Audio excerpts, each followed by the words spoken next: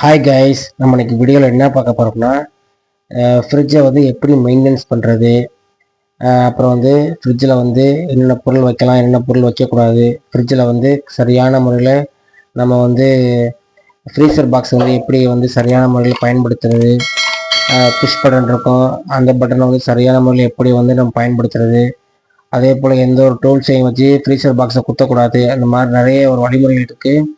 அதை பற்றியோட full video வந்து நம்ம ரெக்ஸ்மன் டெக்னாலஜி சேனலில் வந்து ஃபுல் வீடியோவாக கொடுத்துருக்கோம்.